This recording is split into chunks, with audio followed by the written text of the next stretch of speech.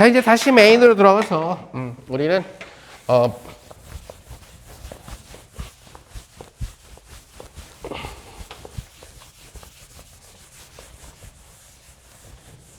속칭 얘기하는 블랙홀 피직스로 들어가도록 합시다.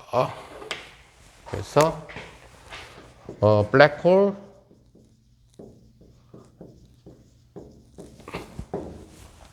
블랙홀 피직스.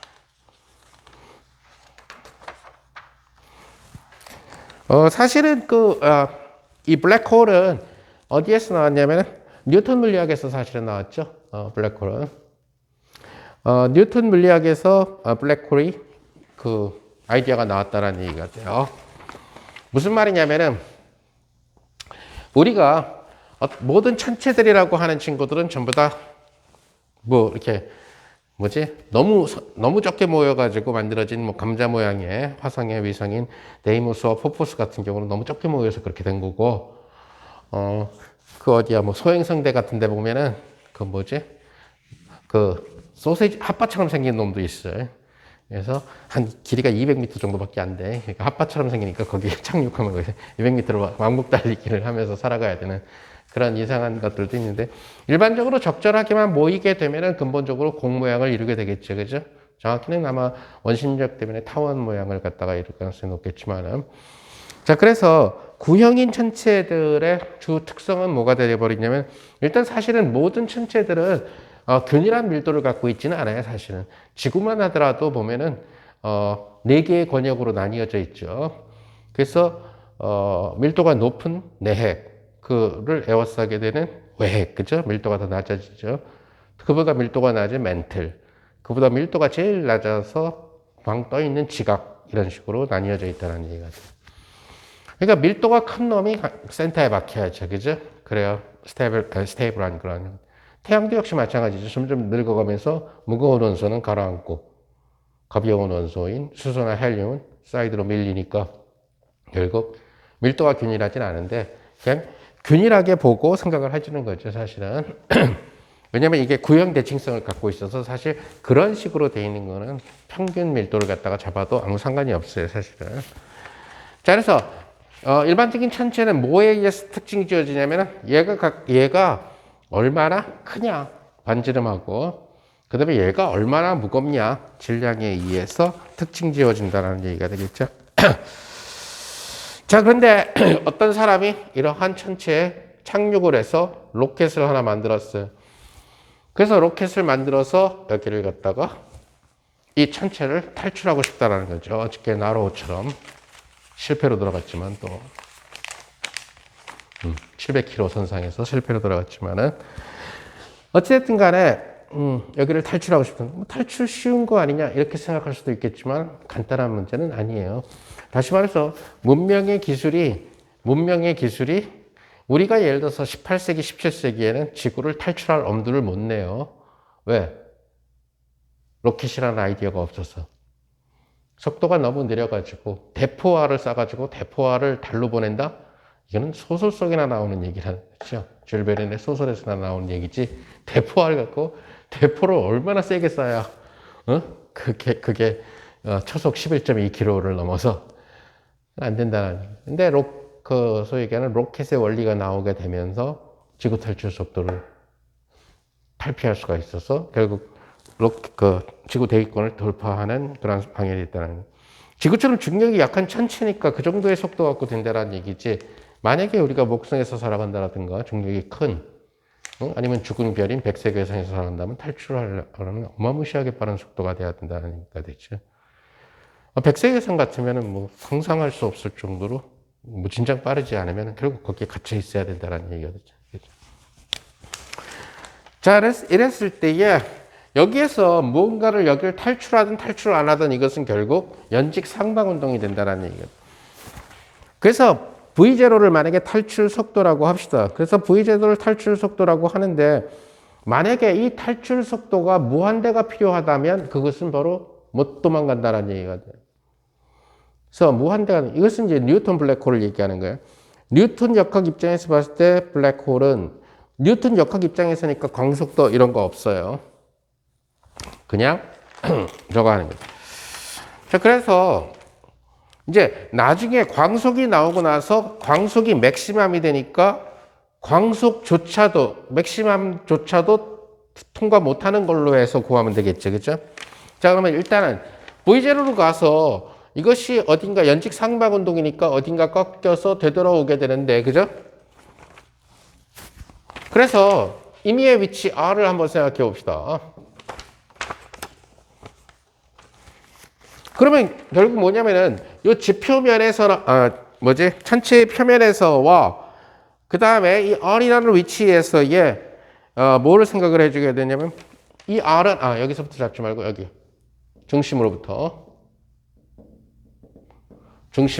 전체의 중심부터 잡은 거. 그러면 바로 역학적 에너지 보존 법칙, 다시 말해서 센트럴 포스이기 때문에 보존력이죠. 만류인력은. 따라서 2분의 1의 m의 v0 스퀘어 마이너스 r분의 gmm이라고 하는 친구는 2분의 1의 m의 결국 r 도트의 스퀘어, 그죠?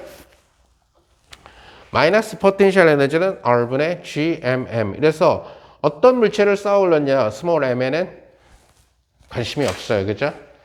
우리가 알다시피 자유낙하 물체라든가 또는 행성의 운동이라든가 타원 운동이라든가 이런 것들 그 행성이 어떤 질량이냐 이런 거랑 관심이 없죠. 그죠? 자유낙하도 마찬가지잖아요. 질량과 상관없이 성립하는 법칙이죠. 그죠? 그래서 이런 문제를 다룰 때는 스몰 m이라는 질량을 1이라고 둬도 아무 상관이 없어요. 왜? 좌우변에서 다 캔슬돼 버리게 되니까. 자, 그런데 만약에 이것이 만약에 지금 R 방향을 잡은 건데 터닝 포인트가 된다. 지금 R 방향으로 터닝 포인트가 된다. 그러면 뭐가 되냐면 여기 터닝 포인트에서 이게 돌아온다면 탈출하지 못하고 돌아온다 그런다면 바로 R 도트가 0이 된다는 얘기가 돼. 그죠? 왜? R 방향의 속도의 방향이 바뀌어야 되니까. 속도의 부호가 바뀌기 위해서는 반드시 0을 한번 지나야 되죠. 그죠? 그러니까 터닝 포인트는 R 도트 이꼴 터닝 포인트는 바로 R 도트 이꼴 0인 지점이 된다는 얘기가 되겠죠.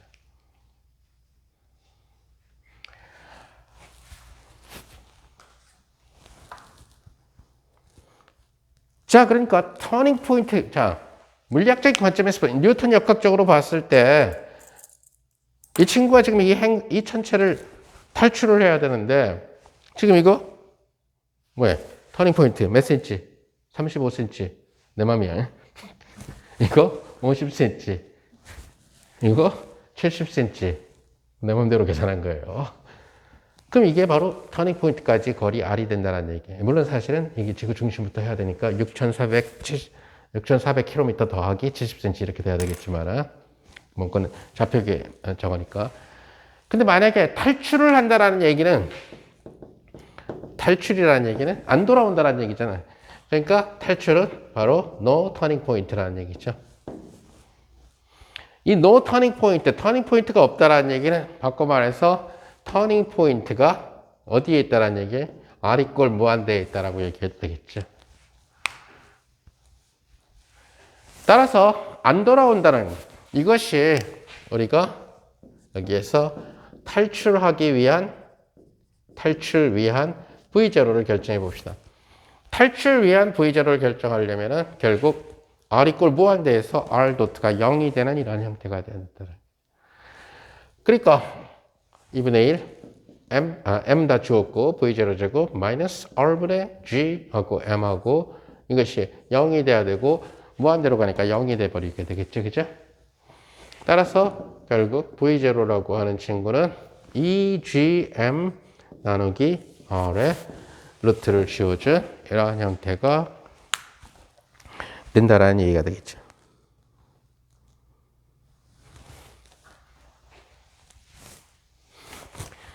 자, 결국 이러한 속도, 어떤 천체를 탈출을 하느냐 못하느냐 하는 것은 만류인력 상수라는 보편적 상수를 빼면은 결국 M과 R의 B값에 따라서 결정된다는 얘기가 되죠. 그래서 무겁기만 하다라고 해서 만약에 무거워도 R이 너무너무 크면은 쉽게 탈출할 수 있다는 거예요. 그런데 이 형태를 보게 되면 무겁고도 만약에 작으면, 무겁고 작으면, 반지름이 조금 무거우면. 그런 상황으로 하게 되면 결국은 V0 값, 탈출하기 위한 V0 값 어마무시하게 커진다는 얘기가 되겠죠. 자, 그 얘기는 결국 뭐가 되냐면, 만약에, 요거는 이제 뉴턴 물리학에서 얘기하는, 케이스가 되는 거고, 이 뉴턴 물리학에서 얘기하는 이 탈출 속도의 개념을 아인슈타인의 상대론에다가 하게 되면은, V0는 아무리 빨라봐야 C보다 작다라는 얘기가 되겠죠. 그죠?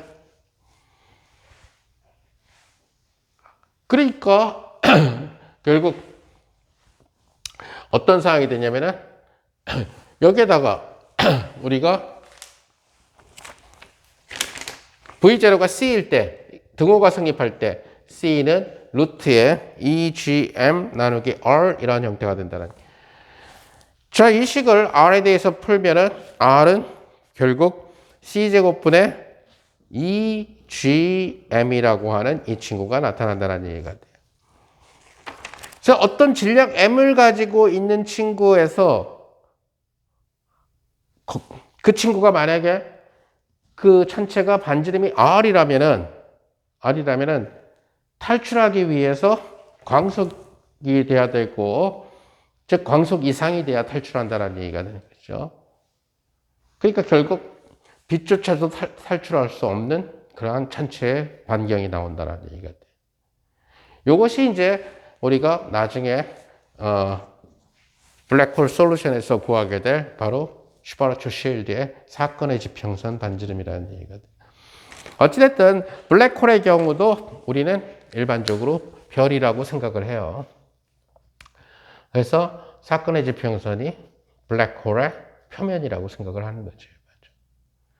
너무 작아서, 너무 작고 그 다음에 사진을 찍어 올 수 없으니까. 근데 최근에 와서, 아직 그걸로 노벨상을 받지는 않았지만 최근에 와서 2년 전쯤에, 2년? 3년 전쯤에 결국 망원경을 통해 가지고 사건의 지평선이 찍혔죠. 스텔라 블랙홀에 대해서.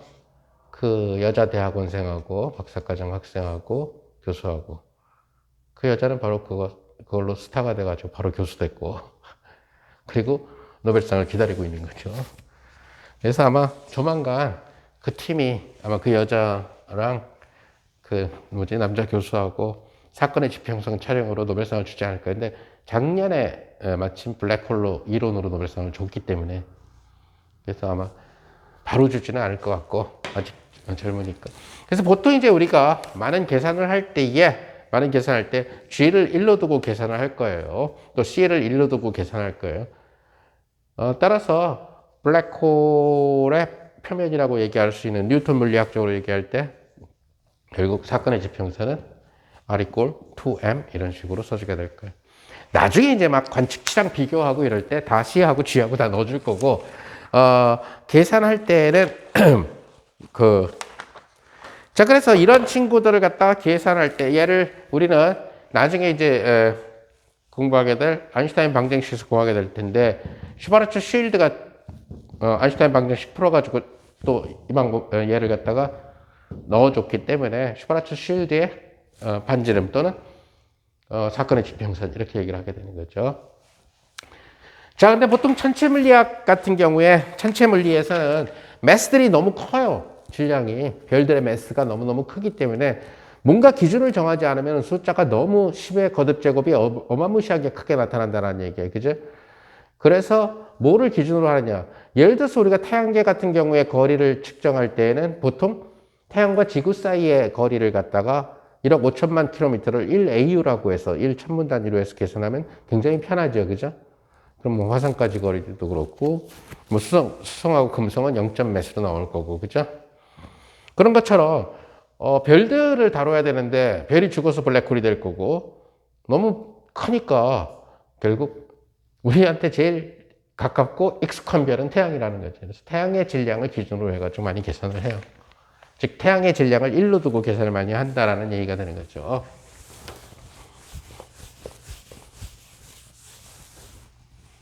그래서 결국 이 RS라고 하는 RS라고 하는 친구를 갖다가 우리가 생각을 해보게 되면은, 요거는 E G의 M에다가 over C 스퀘어 이런 식으로 되는데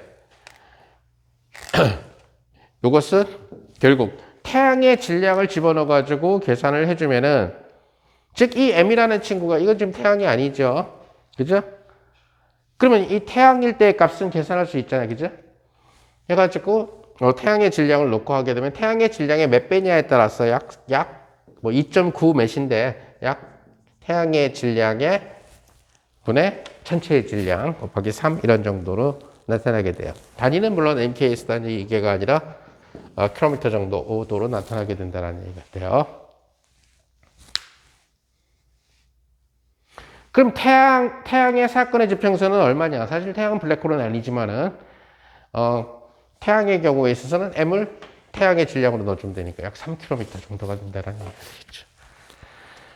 그러니까 태양계 스케일에서 봐도 태양으로부터의 3km라고 하는 친구는 우선 첫째 태양의 중심에서 3km라는 얘기가 되니까 얘는 여기에서 도는 행성은 없죠. 잡아먹기 그 전에 잡아먹히죠. 태양의 반지름을 생각해보면 오케이? 태양 안쪽에 있다는 얘기. 우린 간혹가다 태양은 블랙홀이 아니지만은 마치 그 블랙홀처럼 우리 주변에서 제일 영향력을 행사하는 놈으로 간주해서 문제를 해결할 때가 있어요. 아까 그 얘기한 것처럼 그나마 조금 휘게 만드니까. 사실 우리 태양계 부분은 별로 안 이어져 있어요. 그나마 태양이 조금 휘게 하고 목성하고 근데 목성에 비해서 태양이 압도적으로 무겁죠. 그래서 태양이 제일 많이 회귀했다는 얘기가.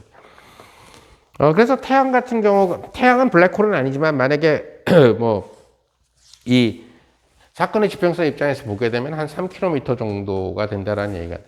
그래서 블랙홀과 비슷한 효과를 내려면은 태양이 3km 정도의 반지름으로 수축돼야 된다는 얘기가 돼야 되겠죠.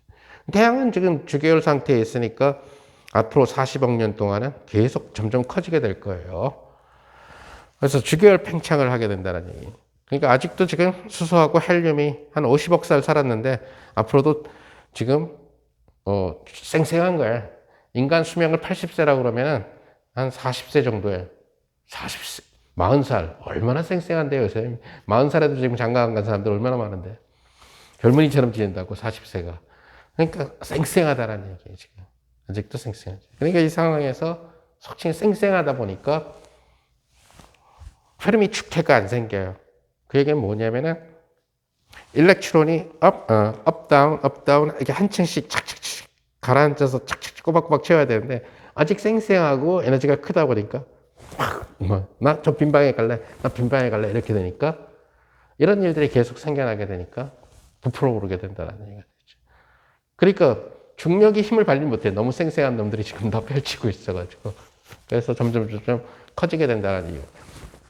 자, 이렇게 40억 살쯤을 흘러나가게 되면은 태양의 불꽃의 근본적인 원인인 핵융합의 원소인 수소가 결국 사라져요. 그러니까 캠프파이어에 결국 모닥불이 되는 나무가 다 타버려서 숯이 됐다는 거죠. 한번 탄 숯은 더 이상 불을 붙여봤자 소용이 없다는 얘기가 돼요. 그래서 핵융합이 결국 수소가 중수소를 만들고 중수소가 헬륨을 만들고 헬륨이 더 무거운 걸 만들고 탄소를 만들고 기타 등등 해서 그러다 보니까 무거운 놈이 만들어지면 가라앉게 돼. 가라앉는다는 얘기는 센터에 박힌다는 얘기가 되겠죠. 그래서 태양은 이제 점점 갈수록 원소들을 만들어내는 그러한 원소 공장이 된다는 얘기가 돼. 그러면서 결국은 어디까지 핵융합이 일어나느냐. 결국 계속 무거운 원소들, 네온이라든가 아르곤, 이런 것들, 실리콘, 그러니까 다 만들어져요. 그러다가 결국은 얘네들이 달라붙기를 되게 싫어하는 놈이 생기게 됐죠. 붙기 싫어하니까 핵융합도 안 생기고 에너지도 더 이상 발생 안 해요. 바로 걔가 누구냐면 철이라는 놈이. 철이 핵융합을 더 이상 핵 달라붙기를 거부하게 되죠. 근데 철이 만들어지는 순간에 결국 철이 무거우니까 전부 다 센터로 바뀌게 돼요. 그래서 늙어진 별에는 센터 핵이 바로 철이 되는 거죠. 물론 우리 지구 같은 경우는 별이 아니라도 철이지만은 실제로 철이나 니켈 같은 거지만 그러다 보면은 결국에 와서는 뭐가 돼요? 이제 그 쌩쌩한 놈들이 없다 보니까 활기찬 놈들이 없다 보니까 결국 페르미온들 페르미온들이 결국은 제일 안정된 에너지로 가게 된다는 얘기예요. 결국 제일 안정된 에너지로 가니까 뭐가 되냐면 아까 얘기한 대로 아래부터 차곡차곡 채우게 된다는 얘기예요. 페르미온들이 차곡차곡 채워가지고 만들어지면 뭐가 만들어지겠냐면 제일 높은 에너지가 만들어져. 바로 페르미 에너지가 되죠. 온도도 차가워지고 점점 식어버릴 테니까, 그죠? 페르미 에너지가 만들어. 그럼 페르미 에너지가 이제 버틸 수 있는 마지막 한계예요. 이 별의 모습을 유지하기 위한. 그럼 이 페르미 에너지랑 중력에 의한 셀프 그래비티, 그러니까 자체 중력 에너지, 자체 중력 수축 에너지가 되겠죠. 태양을 이루는 각 질점들 사이에 만류 인력을 다 더하는 거지, 그죠? 그럼하고 비길 때까지 결국 얘네들이 공상태를 유지하게 되는 거죠. 이걸로 찬드라세카가 노벨 물리학상을 받은 거죠. 그래서 백색외성의 반지름을 결정했죠. 페르미 기체 모형 갖고 그거랑 셀프 그래비티 갖고 찬드라세카가 계산을 했다. 자, 어찌됐든 간에 블랙홀 같은 경우는 뭐 이런 형태로 여러분들이 생각을 해줄 수가 있는데, 이 블랙홀을 지금 아인슈타인 그래비티에서 어떻게 찾느냐? 근본 원리부터 얘기를 하게 되면은 우리는 예를 들어서 어떤 질량을 가진 천체가, 질량 m을 가진 천체가 있다 그런다면은 이놈이 어떤 얼만큼 떨어진 곳에서 발휘하게 되는 결국 중력 포텐셜이라고 하는 거, 그죠? 이것은 뭘로 주어지게 되냐면 마이너스 gm하고 떨어진 거리 r 이런 식으로, 마이너스는 인력이기 때문에 이렇게 들어가게 되는 거죠, 그죠? 그래서 이 지점. 근데 바로 얘가 누구랑 관련되죠? 우리가 바로 리니어 그래비티에서 얘기했을 때 얘가 누구랑 이 h가 누구랑 관련된다는 거예요? 바로 h00랑 관련되게 되죠, 그죠? 잘 알다시피. 그러니까 H00랑 관련된다라는 얘기는 결국 뭐랑 또 관련된다라는 얘기, G00랑 관련된다는 얘기에서 결국 제가 매트릭을 만들어 준다는 얘기가 되겠죠. 그때 예를 들어서 만약에 이 천체가 만약에 무지무지 무겁다. 그래서 이제 여기에서는 이제 아인슈타인 그래비티가 아니라 별의 진화론이라고 하는 스텔라 피직스를 갖다가 같이 짬뽕시켜 줘야지만 돼요, 사실은. 그러니까 슈바르츠 쉴드 반지름은 천체 물리랑은 상관없이 그 거리가 되면은 빛조차도 탈출할 수 없다, 이런 얘기예요. 그래서 실제로 만약에 별이 죽어가지고 m은 굉장히 커지고 그러니까 m은 굉장히 커지고 쪼그라들었을 때 얘를 에워싸나 이러한 슈바르츠 쉴드 반지름에서는 빛조차도 탈출할 수가 없다. 광속조차도 탈출할 수가 없다. 광속조차도 탈출할 수 없으니까 예로부터 빛이 안 온다라는 얘기가 됐죠. 그러니까 마치 검은 물체가 모든 색깔을 다 흡수해가지고 빛을 내보내는 게 하나도 없듯이, 그럼 뭐가 돼? 검게 보이는 것처럼 느껴지겠지? 색깔적으로 봤을 때.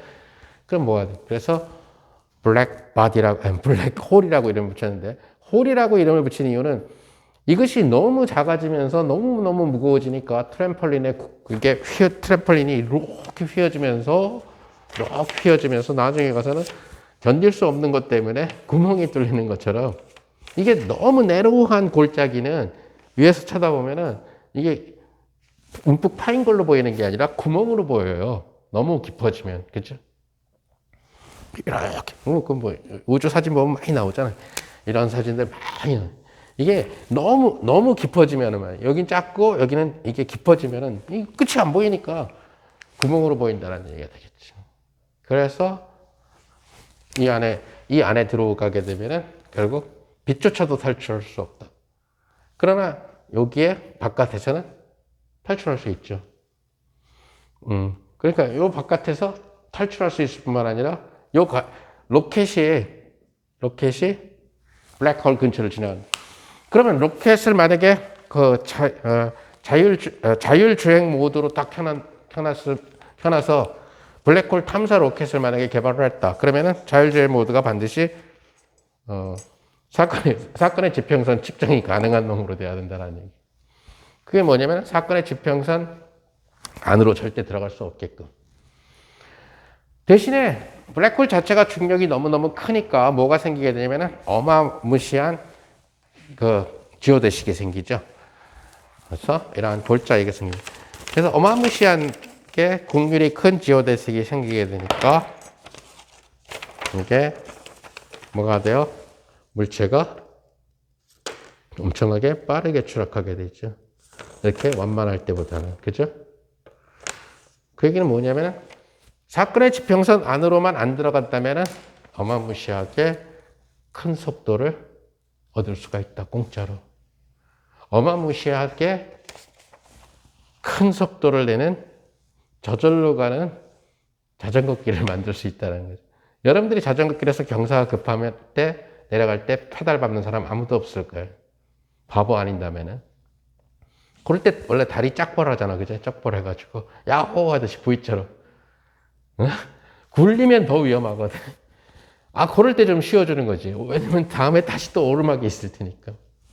이제 그런 방법들을 이용하는 어떤 이론적인 항법 장치가 바로 와핑 같은 거지. 사실 아직은 이론적인 수준이지만 와핑은 뭐 수업을 할 수 있는 지금 상황은 아니고 어찌됐든 우주를 갖다가 순간적으로 휘게끔 만들어서 그죠? 와핑은 반물질을 이용을 해 반입자를 이용해서 우주를 휘게끔 만들어요.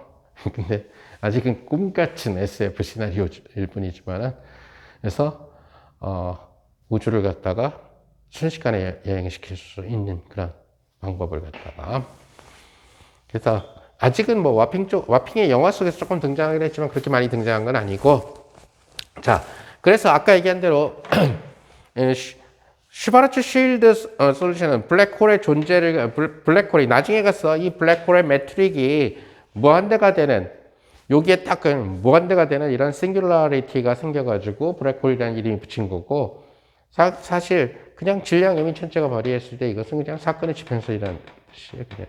근데 그런 것들이 다 뭐랑 관련되게 되냐면 다 이 매트릭이랑 관련되는데 그러한 형태의 매트릭을 주는 우리가 리니어 그래비티에서 얘가 제로 컴포넌트랑 관련된다는 걸 봤죠. 그죠? 그래서 결국은 슈바르츠 쉴드가 사실 역사적으로 보게 되면 리니어 그래비티가 뒤에 나오는 얘기고 슈바르츠 쉴드가 먼저 아인슈타인 방정식을 풀어요. 원래부터 얘기하면. 근데 지금 입장에서 봤을 때는 리니어 그래비티를 갖고 슈바르츠 쉴드 솔루션을 갖다가 블랙홀 솔루션을 설명하는 게 편하다라는 얘기예요. 좀 쉬었다가 블랙홀 솔루션을 아인슈타인 방정식에서 찾아보는 걸로 합시다. 오케이.